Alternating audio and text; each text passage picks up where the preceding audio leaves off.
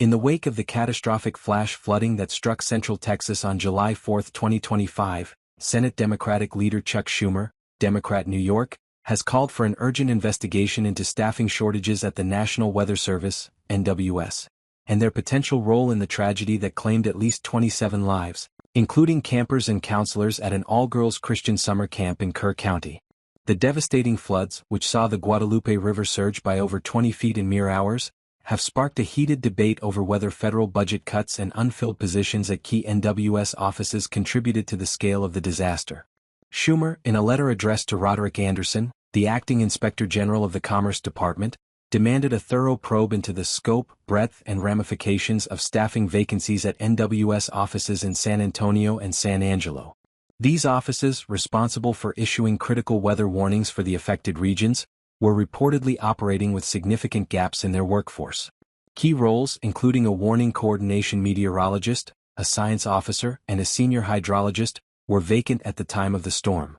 These positions are vital for modeling storm impacts, monitoring rising water levels, issuing timely flood warnings, and coordinating with local emergency managers to ensure public safety. These are the experts who help save lives, Schumer emphasized in his letter. Their absence raises serious questions about whether delays, gaps, or diminished accuracy in forecasts contributed to the catastrophic loss of life and property. Schumer is pressing for answers on whether these staffing shortages delayed or weakened flood warnings and whether they hindered coordination with local officials in Kerr County, where the flooding caused widespread devastation. The tragedy has drawn national attention, particularly due to the heartbreaking loss of life at the summer camp, where floodwaters swept through in the early morning hours, catching many unaware. The NWS issued a flood watch on July 3, predicting up to 7 inches of rain, but the actual rainfall reached as much as 15 inches in some areas, overwhelming local response efforts.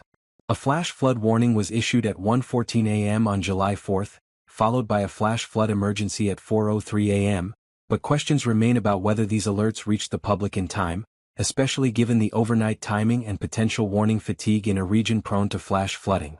Representative Joaquin Castro, Democrat Texas, speaking on CNN's State of the Union, echoed Schumer's concerns, calling for an investigation into the impact of staffing cuts at the NWS. When you have flash flooding, there's a risk that you won't have the personnel to do the analysis and predictions in the best way, Castro said. I don't want to say conclusively that was the case, but it should be investigated. He stressed the importance of having key personnel in place to prevent such tragedies, noting that the rescue efforts remain intense as authorities continue to search for missing individuals. The staffing shortages at the NWS stem from significant budget cuts earlier this year, driven by the Trump administration's Department of Government Efficiency, DOGE, initiative. Reports indicate that the NWS lost nearly 600 employees, with some offices facing vacancy rates of 20% or higher. The San Antonio office was missing 6 of its 26 staff members, while San Angelo was short 4 of its 23 positions.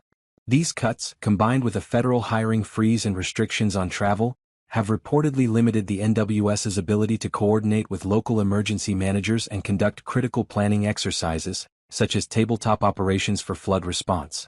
Despite these challenges, the NWS and some independent meteorologists have defended the agency's performance, asserting that the forecasts and warnings issued were as accurate and timely as possible given the unpredictable nature of the storm.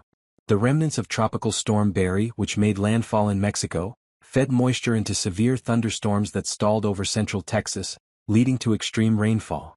The NWS did their job, said Tom Fahey, legislative director for the NWS Employees Organization. They issued timely forecasts and warnings leading up to the storm. However, Fahey acknowledged that vacant leadership roles posed ongoing concerns, particularly for coordination with local authorities.